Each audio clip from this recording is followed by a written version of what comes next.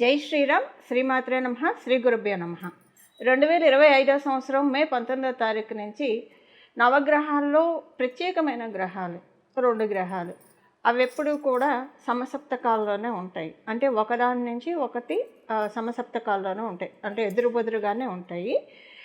ఆ 2 ప్లానెట్స్ ఏంటంటే రాహుదేవుడు మరియు కేతు భగవానుడు. వీళ్ళిద్దరూ కూడా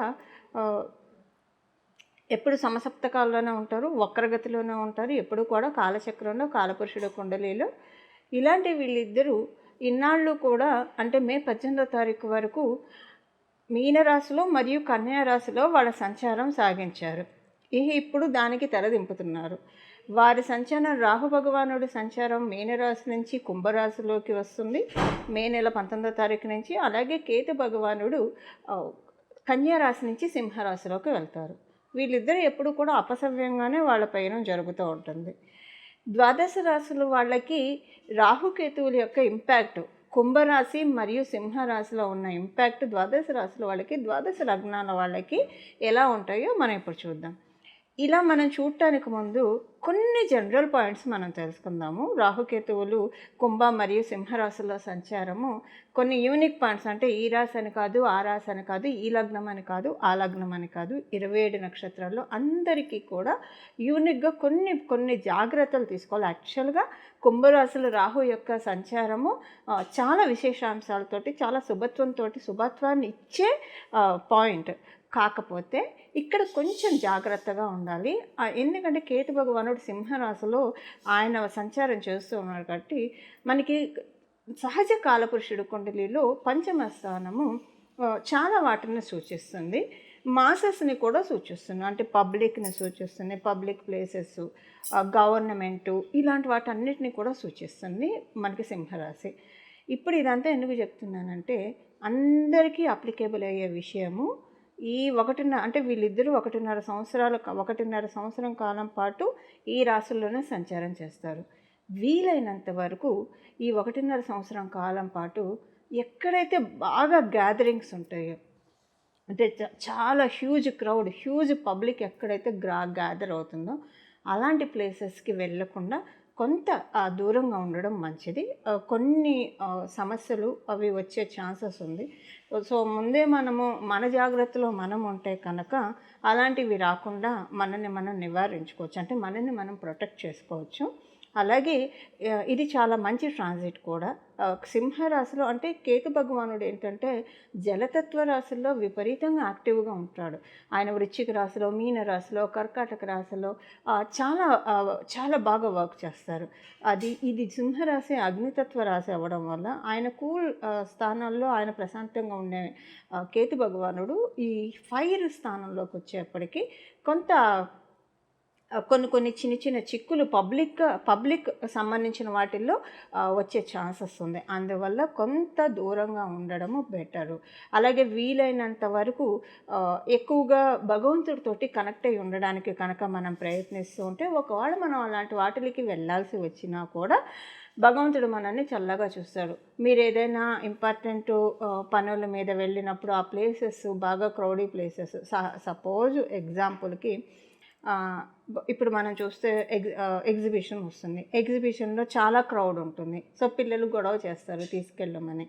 మనమంటే అన్నీ నియంత్రించుకొని కూర్చుంటాం, కానీ పిల్లలకి మనం చెప్పలేం. కాబట్టి ఇలా ఏవైనా వెళ్ళాల్సి వచ్చినప్పుడు, అనుకోకుండా వెళ్ళాల్సి వస్తే కనుక, ఊరికి వెళ్ళాల్సి వచ్చినా, బయట ఊర్లకు వెళ్ళాల్సి వచ్చినా కూడా, ఈవెన్ ప్రయాణాల్లో కూడా, అంటే బయట ఊర్లకు వెళ్ళాల్సి వచ్చినా కూడా గణపతికి ప్రార్థించుకొని వెళ్ళడము, మళ్ళీ క్షేమంగా వెళ్ళి లాభంగా వచ్చేట్టు మమ్మల్ని కరుణించి దీవించు స్వామి అని చెప్పి ఆ స్వామివారికి గణపతికి దండం పెట్టుకోవడము.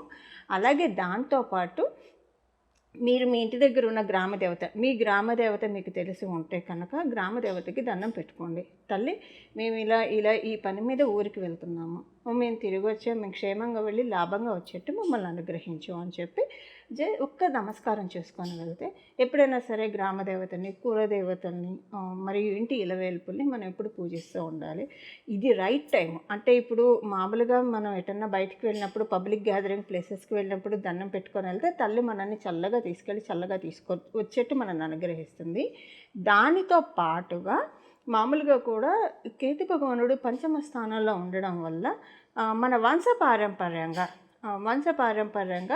మన ఇంట్లో జరుగుతున్న ఆచారాలు అంటే మన పెద్దల్ని అడిగి తెలుసుకొని వాళ్ళు ఏ దేవతల్ని పూజించేవాళ్ళు, ఎక్కడైనా ఏదైనా బ్రేక్ అయిందా అది తెలుసుకొని కంటిన్యూ చేయడానికి ప్రయత్నిస్తే కనుక చాలా మంచిది. అసలు ఇలా ఏం మాకు తెలియదు అని అంటే గ్రామదేవతకి అలాగే ఇలవేలుపుకి ప్రతిరోజు కూడా దండం పెట్టుకోవడము వీలున్నప్పుడు. ఉదాహరణకి మీ ఇలవేలుపు సుబ్రహ్మణ్య స్వామి వారే అనుకోండి, ఉదాహరణకి మంగళవారం సుబ్రహ్మణ్య స్వామి వారి ఆలయానికి వెళ్ళి రావడము. ఇదంతా ఎందుకు చెప్తున్నానంటే కేతు భగవానుడు పంచమ స్థానంలో మంచి రిజల్ట్స్ మనందరికీ ఇవ్వాలంటే కనుక చాలా మంచి రిజల్ట్స్ ఆయన ఇవ్వగలుగుతాడు. కానీ దానికి మనము ఒక పిటిషన్ పెట్టుకోవాలి ఆయన దగ్గర. పిటిషన్ పెట్టుకుంటేనే దాన్ని ఆయన ఆమోదిస్తాడు. ఆయనకి పిటిషన్ మనం డైరెక్ట్గా ఇవ్వలేము. ఆయనకి పిటిషన్ ఇవ్వాలంటే మన ఇంటి గ్రామదేవతని, మన ఇంటి ఇలవేల్పుని, అలాగే గణపతి స్వామి వారికి, కులదేవతకి దండం పెట్టుకోవడం వల్ల వీళ్ళకి ఏంటంటే కేతు భగవానుడు ఇలాంటి గాడ్స్ అందరినీ సూచిస్తాడు. ఆయన అప్పీజ్ అవుతాడు. అలాగే గణపతి కేతు భగవానుడికి అధిదైవం. సో మనకి ఎలాగైనా చెప్పక్కర్లేదు, ప్రతి పూజకి గణపతికి అగ్రతాంబూలం ఇస్తాం కాబట్టి గణపతి పూజ, గణపతి ప్రార్థన చేసుకుంటే చాలా మంచిది. ఇలా చేయడం వల్ల మీకు ఎవరికైనా మీ గ్రామదేవత తెలియకపోతే ఇంటి దగ్గర ఏదో ఒక గ్రామదేవత ఆలయం అయితే ఖచ్చితంగా ఉంటుంది. అక్కడికి వెళ్ళి దండం పెట్టుకోండి. తల్లి మా గ్రామదేవత ఎవరో మాకు తెలియదు, నువ్వే తెలిసేలాగా మాకు చెయ్యి. ఒకవేళ మాకు తెలియదు కాబట్టి మీరందరూ అక్క చెల్లెలే కాబట్టి నీకు నేను నమస్కరిస్తున్నాను. అలాగే నా నమస్కారము మా గ్రామదేవతకి చేరేట్టు నువ్వే మమ్మల్ని కరుణించు తల్లి అని చెప్పి అమ్మవారికి దండం పెట్టుకోవడము. వీలుంటే ఏమైనా సుమంగళి ద్రవ్యాలు అమ్మవారికి సమర్పించి రావడం, ఇలాంటివన్నీ చేస్తే కేతు భగవానుడు చాలా అప్పీజ్ అవుతాడు. ఆయన చాలా ప్రసన్నతను పొందుతాడు. ఇప్పుడు కేతు భగవానుడి ప్రసన్నతను మనం తీసుకుంటే కనుక ఇది చాలా మంచి సమయము. కేతు భగవానుడు పంచమ స్థానంలో ఉంటూ మనకి అందించే బ్లెస్సింగ్స్ని మనం పరిపూర్తిగా తీసుకోవడానికి చాలా మంచి సమయము. ఈ సమయాన్ని మనం ఈ విధంగా సద్వినియోగం చేసుకుందాం. నేను ఇప్పుడు కేతు భగవానుడి యొక్క పరిహారం మాత్రమే చెప్పాను. ఎండ్లో రాహు భగవానుడికి సంబంధించిన పరిహారం ఏం చేసుకోవాలో మనం తెలుసుకుందాము. ఇప్పుడు మీ రాశి వాళ్ళకి ఎలా ఉంటుందో చూద్దాము. మకర రాశిలో పుట్టిన, మకర లగ్నంలో పుట్టిన మీకు ద్వితీయ స్థానంలో రాహు భగవానుడి సంచారము, అలాగే అష్టమ స్థానంలో కేతు భగవానుడి సంచారము. యాక్చువల్గా మామూలుగా మనం చూస్తే ద్వితీయ అష్టమ స్థానాల్లో రాహుకేతువుల సంచారం అస్సలు మంచి ఫలితాలను అయితే ఇవ్వదు. ఇది పరాశర సంహితలో క్లియర్గా ఉంటుంది. కాకపోతే గ్రంథం అంతా పూర్తిగా అంటే మనం మొత్తం అవపోసన పట్టాలి శాస్త్రాన్ని. పరాశరుడు ఇచ్చిన దాన్ని మొత్తం ఉపాసన పడితే కనుక అప్పుడు మనకు తెలిసేది ఏంటంటే ఏది జడ్జిమెంటల్గా చెప్పకూడదు అన్న విషయం మనకు అర్థమవుతుంది. ఏదో ఒక గ్రహస్థితి ఇలా ఉంది కాబట్టి ఇదే కరెక్ట్, ఇదే జరుగుతుందని పూర్తిగా ఎప్పుడు జడ్జిమెంటల్గా చెప్పకూడదు. అయితే ఇక్కడ ఏంటంటే క్యాన్సిలేషన్స్ ఏంటంటే ఇది సెకండ్ ప్లేస్ ఆయనకు కుంభరాశి అవ్వడం వల్ల మీ రాశి వాళ్ళకి ఇది మంచిది. రివర్స్ అనమాట. మామూలుగా అయితే మిగతా రాశి లగ్నం అంటే ఎక్సెప్ట్ కర్కాటక రాశుల వాళ్ళకి తప్పించి ఇంకే రాశి ఏ లగ్నం వాళ్ళకైనా సరే ద్వితీయ అష్టమ స్థానాల్లో వాళ్ళ సంచారము అంత మంచిది కాదు. అయితే ఇక్కడ ఇంకొక చిన్న క్యాన్సిలేషన్ ఎవరికి వస్తుందంటే సింహరాశి వాళ్ళకి, అలాగే వృషభ రాశి వాళ్ళకి కూడా కొంత ఎక్స్టెంట్ ఉంటుంది. ఎందుకంటే సింహరాశిలో పుట్టిన వాళ్ళకి ద్వితీయ స్థానము కన్యారాశిలో రాహు భగవానుడు ఉంటేనే క్యాన్సిలేషన్. అక్కడ మళ్ళీ కేతు భగవానుడు ఉంటే దానికి ప్రాబ్లమ్స్ ఉంటాయి. బట్ ఇప్పుడు ఈ టాపిక్ ఇర్రెలవెంట్ అనుకోండి. మీ రాశి వరకు మనం మాట్లాడుకుందాం. మకర రాశి వాళ్ళకి ద్వితీయ స్థానంలో రాహు భగవానుడి సంచారం ఎప్పుడు కూడా చాలా మంచి ఫలితాలను ఇస్తుంది. అష్టమ స్థానంలో కేతు భగవానుడి సంచారం చాలా మంచి పీరియడ్లో మీరు ఉన్నారు. మంచి రిజల్ట్స్ని కలిగిస్తూ ఉన్నాడు. ఏ విషయాల్లో మంచి రిజల్ట్స్ని కలిగిస్తూ ఉన్నారు ఇవి మనం తెలుసుకుందాం.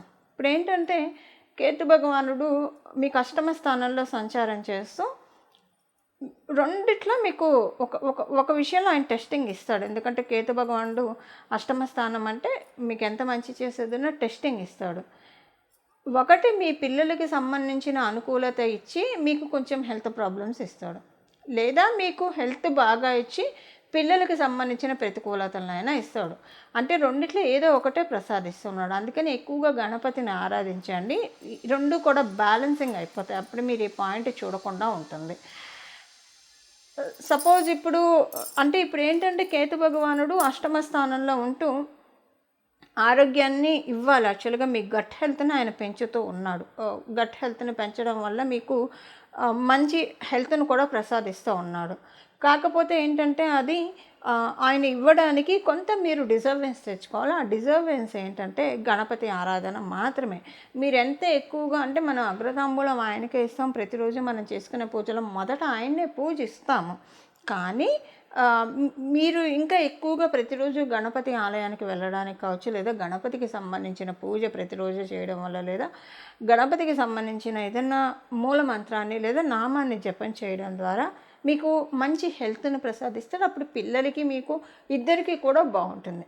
ఎందుకంటే కేతు భగవాన్ ఇంత ఇంపాక్ట్ చూపిస్తున్నాడు, ఇంతకుముందు ఏం చూపించట్లేదు.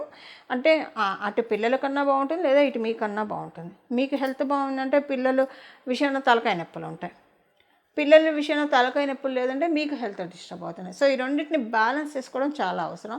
దీనివల్ల ఏంటంటే మీకు ఒక రకంగా మంచిదే, మీ గట్ హెల్త్ బాగా పెరుగుతుంది. ఇది ఒక పాయింట్. అండ్ రాహు భగవానుడు మంచి ఫలితాలను ఇస్తున్నాడండి మీకు ద్వితీయ స్థానంలో ఉంటూ చాలా మంచి ఫలితాలను ఆయన ప్రసాదిస్తూ ఉన్నాడు. అవేంటో మనం ఇప్పుడు తెలుసుకుందాము. కుటుంబ పరంగా అలాగే ఆర్థికంగా కొన్ని మంచి మార్పులు ఆయన ఇస్తూ ఉన్నాడు. ఆర్థికంగా ఇస్తూ ఉన్నాడు.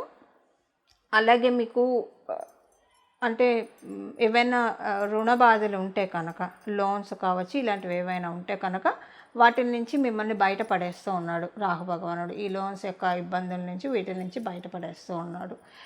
ఉద్యోగస్తులకి వ్యాపారస్తులకి మంచి రిజల్ట్స్ని తెచ్చిపెడుతూ ఉన్నాడు రాహు భగవానుడు. అయితే ఉద్యోగస్తులకి ఏంటంటే మీరు కనుక ఉన్న ఉద్యోగం నుంచి వేరే ఉద్యోగానికి ప్రయత్నించాలన్నా బాగుంది, లేదా ఉన్న ఉద్యోగంలో మంచి చేంజ్ వస్తే బాగుండు. ఇక్కడ ఈ కంపెనీ బాగుంది, ఇక్కడ అందరూ బాగున్నారు, మన బాస్ బాగున్నారు, మనకున్న ఎంప్లాయీస్ అంటే మన చుట్టూ ఉన్న కొలీగ్స్ బాగున్నారు, ఇక్కడే కంటిన్యూ అవుదాం మనం, హ్యాపీగా ఉంది కదా అని అనుకుంటే డెఫినెట్గా మీరు అక్కడ కంటిన్యూ అవుతారు. కానీ మీకు వాళ్ళే పిలిచి మీకు ప్రమోషన్ ఇస్తారు. అంటే ఉద్యోగస్తులకి మీరు ఉద్యోగం మారినా మారకపోయినా ప్రమోషన్ ఉంటుంది. మారడం అంటే డెఫినెట్గా మీకు మీరే ప్రమోషన్ తెచ్చుకున్నట్టు. ఇప్పుడు ఒక చోట నుంచి ఇంకో చోటుకి వెళ్తున్నామంటే ఇంకా బెటర్గా ఉంటేనే కదా వెళ్ళేది.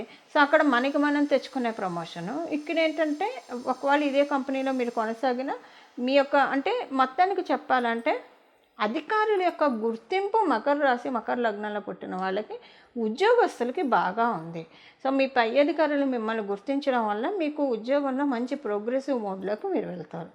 మరి వ్యాపారస్తుల మాట అంటే వ్యాపారస్తులకి కూడా మంచి పీరియడ్ బాగుంది. కాకపోతే ఒక చిన్న చెక్ ఏంటంటే రాహు భగవానుడు మీకు పూర్తి ఫలితాలను ఇవ్వాలి అంటే కనుక ఇప్పుడు కనుక ఇక్కడి నుంచి చిన్న క్యాన్సిలేషన్స్ ఉంటాయి. మీకు కనుక జన్మజాతకంలో రాహు భగవానుడు బాగా ప్లేస్ అయ్యి ఉంటే అప్పుడు ఇంకా బాగుంటుంది. సో జన్మజాతకంలో రాహు భగవానుడు మంచి ప్లేస్లో లేకపోతే, రాహుకేతువులు ఇద్దరు, అప్పుడు అది వ్యాపారస్తులకు కావచ్చు, ఉద్యోగస్తులకు కావచ్చు, పూర్తి ఫలితాలను వాళ్ళు ఇవ్వలేరు. అంటే ఇక్కడి నుంచి బలం వస్తూ ఉంటుంది, ఇంకో చోట నుంచి ఆ బలాన్ని ఎప్పుడంటే చిల్లుపడ్డ బోట్ లాగా ఉంటుంది. నీళ్ళు వస్తూ ఉంటే బోటు మునిగిపోతూ ఉంటుంది. సో అంటే ఏమన్నా బయటికి వెళ్ళిపోయేట్టు ఉంటుంది అనమాట. అది మీ జన్మజాతకంలో రాహుకేతువు బలం లేకపోతే కనుక. అలాగే మీకు ఇప్పుడు కనుక గురు మహర్దశలో ఉన్న, సూర్యనారాయణమూర్తి దశలో ఉన్న, చంద్ర మహర్దశలో ఉన్న, ఈ 3 దశల్లో లేదా అంతర్దశల్లో ఉన్న మీరు రాహుబలాన్ని ఇంకా పెంపొందించుకోవాలి. పెంపొందించుకుంటేనే మీకు ఉద్యోగస్తులకు కావచ్చు, వ్యాపారస్తులకు కావచ్చు, ఆయన మంచి ఫలితాన్ని డెఫినెట్గా ఇస్తాడు. అంటే ఆయన అసలు మీకు ఒకవేళ ఈ దశలో ఉంటే మీరు బ్లెస్డ్ అనే ఫీల్ అవ్వాలి. ఎందుకంటే గురుబలాన్ని పెంపొందించుకుంటారు కాబట్టి ఇవ్వాల్సిన వాటికంటే కూడా మంచి ఫలితాన్ని వాళ్ళు ఇస్తారు. అంటే ఈ మహర్దశలో లేని వాళ్ళకైతే డెఫినెట్గా ఆయన మంచి ఫలితాన్ని ఇస్తాడు. అంటే గురు దశ, సూర్యనారాయణమూర్తి చంద్రదశ, అంతర్దశలు లేకపోతే మంచి ఫలితాన్ని ఇస్తాడు. సపోజ్ మీరు ఈ దశల్లో ఉన్నారు, మీరు గురుబలాన్ని పెంపొందించుకుంటే అప్పుడు మామూలుగా ఈ దశలు లేని వాళ్ళకి ఇచ్చే ఫలితాల కంటే మీకు ఎక్కువ ఫలితాలు కూడా వాళ్ళిద్దరు ప్రసాదిస్తూ ఉన్నారు. సో దీనికోసం మీరు చేయాల్సింది ఏంటంటే ఎక్కువగా అమ్మవారిని ఆరాధించండి. అంటే అమ్మవారు గురుమూర్తి అని కూడా మనం అంటాం లలిత సహస్రనామంలో. అమ్మవారినే గురువు రూపంలో మీరు ఆరాధించడానికి ప్రయత్నించండి. అంటే సరస్వతి అమ్మవారు పూజ చేస్తారా, ఎవరైనా సరే గాయత్రి అమ్మవారు పూజ చేస్తారా, లేదా లలితా త్రిపుర సుందరి పూజ అయినా సరే ఎక్కువగా అమ్మవారిని ఆరాధించడానికి ప్రయత్నించండి. అంటే మొదట నేను కేతు భగవానుడికి సంబంధించిన పరిహారం చెప్పా, ఇప్పుడు రాహు భగవానుడికి సంబంధించిన పరిహారం చెప్తా. దాంతోపాటు మీరు ఇది కూడా చేసుకుంటే కనుక మీకు ఇంకా బాగుంటుంది. ఈ సంవత్సరం అన్నారు, ఎందుకంటే రాహు భగవానుడు తల వంచేది ఒక అమ్మవారి ముందు తల వంచుతాడు, గురువు ముందు తల వంచుతాడు.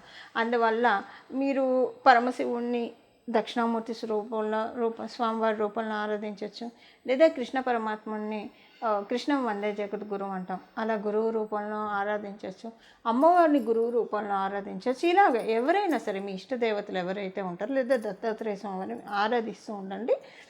చాలా మంచి ఫలితాన్ని రాహుకేతువులు ఇద్దరు కూడా మీకు తెచ్చిపెడతారు. మీకు ద్వితీయ అష్టమ స్థానాల్లో వీళ్ళు మంచిగా చేస్తున్నారు, డెఫినెట్గా మంచి ఫలితాలను ఇస్తూ ఉన్నారు.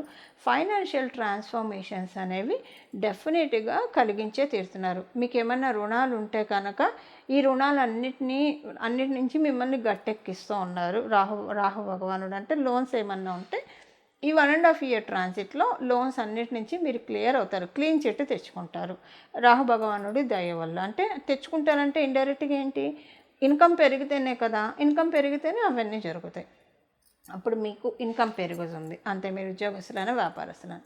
వాట్ ఇఫ్ మీరు ఇప్పుడు గృహిణులు కానీ లోన్స్ ఉన్నాయి, అప్పుడు ఏంటంటే మీరు గృహిణులు కాబట్టి మీ హస్బెండ్ కావచ్చు, మీ పిల్లలు కావచ్చు, వాళ్ళకి బాగుంటుంది మీ జన్మజాతకం ప్రకారం. వాళ్ళు లోన్స్ని క్రియేట్ చేసేస్తారు ఈ 1.5 yearలో. సో ఎలాగైనా డైరెక్ట్గా కావచ్చు, ఇండైరెక్ట్గా కావచ్చు, లోన్స్ ఏమన్నా ఉంటాయి. మాకేం లోన్స్ లేవు అని అనుకున్నారనుకోండి, అప్పుడు ఏంటంటే ఇంకా మంచిది. ఇప్పుడు ఎప్పుడైనా రాహు భగవానుడు లోన్స్ని క్లియర్ చేసే స్థానంలో ఉంటే కనుక లోన్స్ లేకుండా ఉండడమే మంచిది. మీకు ఎలాంటి లోన్స్ ఈఎంఐ లేవు అంటే కనుక అసలు మీకు జీవితంలో అలాంటివి తీసుకునే అవకాశమే, అసలు అలాంటి మాటే మీకు తెలియదు. You never be a debtor. అసలు మీకు అవసరమే రాదు. అలాంటి అవసరం కలిగించకుండా రాహుకేతువులు మిమ్మల్ని దీవిస్తూ ఉంటారు. సింపుల్. అంటే వైసా వర్స దేనికైనా రివర్స్ ఉంటుంది రాహుకేతువులది. అసలు మీకు ఈ 1.5 yearలో మిమ్మల్ని ఎంత స్ట్రాంగ్ చేస్తారంటే అసలు లోన్ అన్న మాటకు అర్థం కూడా మీకు అవసరం లేదు, తెలుసుకోవాల్సిన అవసరం లేదు. అలా మిమ్మల్ని స్ట్రాంగ్ చేస్తాడు ఆర్థికంగా. ఎప్పుడు మీకు లోన్స్ లేకపోతే, లోన్స్ ఉంటే ఉన్నవన్నీ క్లియర్ చేస్తాడు, మ్యాక్సిమం క్లియర్ చేసేస్తాడు.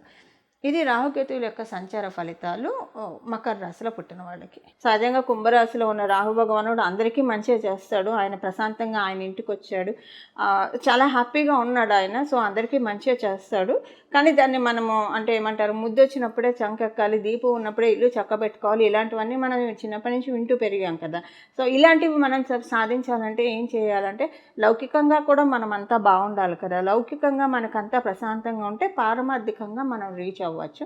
బట్ ఎలా ఉన్నా లౌకికంగా పారమార్థికంగా మనం రీచ్ అవ్వడానికి కనుక మనం ప్రయత్నిస్తూ ఉంటే లౌకికమైన సమస్యలన్నీ, ఈ భవసాగరాన్ని ఆయన ఒక చిన్న పెద్ద సముద్రం, మన సంసారం ఒక పెద్ద సముద్రం అనుకుంటే పరమాత్ముడి పాదాన్ని మనం ఆశ్రయిస్తే ఆ మహాసముద్రం కాస్త ఒక చిన్న కొలన్ని చేసేస్తాడు, మనం దాటడానికి వీలుగా చేస్తాడు. అదంతా పరమాత్ముడే చూసుకుంటాడు.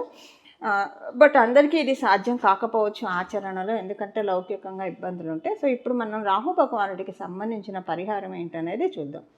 ఎప్పుడైనా రాహు భగవానుడు ఎవరి ముందు తల వంచుతాడంటే అమ్మవారి ముందు తల వంచుతాడు.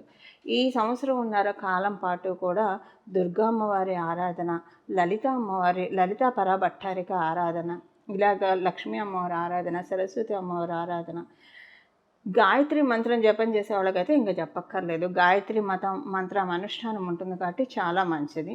ఇలా అమ్మవారిని పట్టుకోండి. ఏమీ తెలియదు, ఏదైనా ఒక నామాన్ని పట్టుకోవాలని అనుకుంటే కనుక శ్రీమాత్రే నమః, శ్రీమాత్రే నమః, శ్రీమాత్రే నమః అని మనసులో అనుకుంటూ ఉండండి. అలాగే దక్షిణామూర్తి స్వామివారిని ఆరాధించడము. శ్రీ గురు దక్షిణామూర్తయే నమః, శ్రీ గురు దక్షిణామూర్తయే నమః, శ్రీ గురు దక్షిణామూర్తయే నమః, శ్రీ గురు దక్షిణామూర్తయే నమః, శ్రీ గురు దక్షిణామూర్తయే నమః, శ్రీ గురు దక్షిణామూర్తయే నమః. ఇలాగా ఈ స్వామివారి నామాన్ని కనుక 24 అంటే మనసులో ఎప్పుడూ కూడా నామజపానికి తప్పు లేదు కాబట్టి మనసులో ఎప్పుడూ కూడా ధ్యానించుకుంటూ ఉండడం ద్వారా రాహుకేతువులు పంచమ స్థానంలో ఉన్న రాహుకేతువులు అందరికీ కూడా యోగకారకంగా ఉంటారు. అంటే మంచి ఫలితాన్ని, లాభంలో ఉన్న కేతువు చాలా మంచి ఫలితాన్ని ఇస్తాడు. సో ఈ ఫలితాన్ని మనందరం కూడా తీసుకుందాము. ఇలా మనమందరం కూడా రాహుకేతు దేవుళ్ళ యొక్క అనుగ్రహానికి పాత్రలు అవ్వాలని చెప్పి నేను కూడా మనస్ఫూర్తిగా మనందరి తరఫు నుంచి కోరుకుంటున్నాను. శ్రీ గురు దక్షిణామూర్తయే నమః. మంగళం. నమో భగవతే వాసుదేవాయ.